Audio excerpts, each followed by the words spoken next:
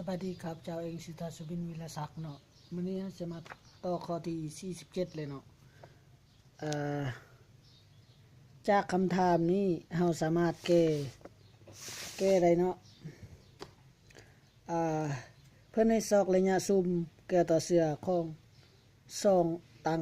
ที่ตั้งเนาะดังกล่าวเนาะs บวก s ขีดเท่ากับ250ทอนเอา s ซึ่งว่า s เท่ากับ250ลบให้ s ตัวนี้ปีน s นี่เป็นลบ s ปีนเป็นนี้เป็นบวกเนาะบวก s บวกให้ s ขีดเนาะเฮาปีนเพิ่นให้ซอกละระยะซุ่มของแก้วตาเสือจากสูตร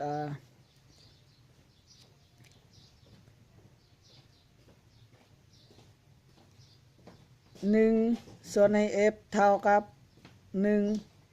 s บวกให้1ส่วน s ขีดทอนได้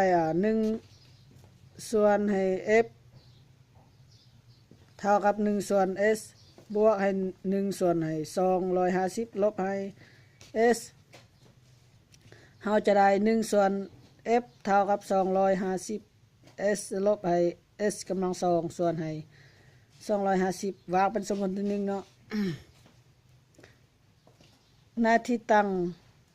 2ที่2เนาะเฮามี s 1บวกให้ s ขีด1เท่ากับ250ฮู้ว่า s 1นี้เท่ากับ s บวกให้60ซึ่ง s 1นี้เท่ากับ250ลบให้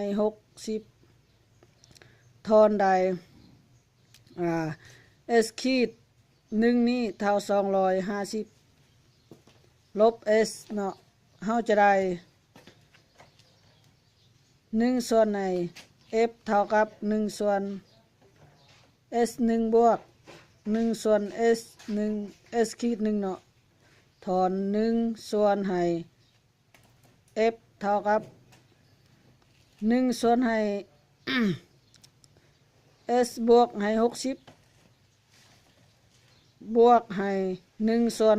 250ลบให้ s ถอนเอาระยะซุ่มเท่ากับ130 s ลบให้ s กำลัง2บวกให้11400เท่าส่วนให้250วางเป็นสมมุติที่1เนาะซึ่งเฮาเอาสมมุติที่1หารสมมุติที่2 250 s ลบให้ s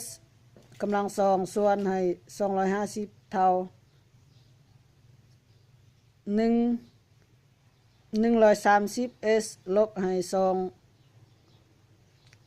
s กำลัง2บวกให้11,400เนาะส่วนให้250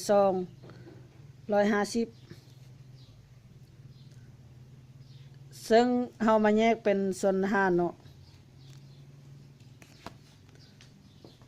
200โทษนะ120เท่ากับ11,400ทอนเอา s เท่ากับ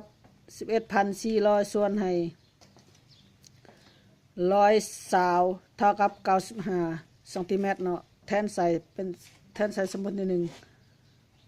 ซึ่ง s ขีดนี้เท่ากับ250ลบให้95เท่า155เซนติเมตรเพิ่นให้ซอกระยะซุ่ม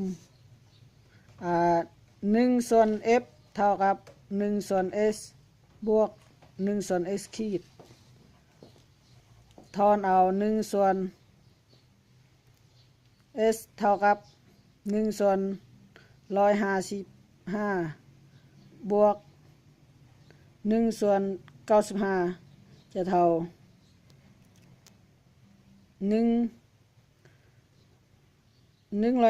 155คูณให้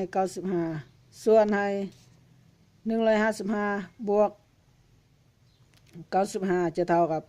58.9 ซน. ซึ่งระยะซุ่มนี้เท่ากับ 55.9 ซน. ผ่านการแก้บทเลขของข้าพเจ้าหมดเพียงเท่านี้ขอขอบใจ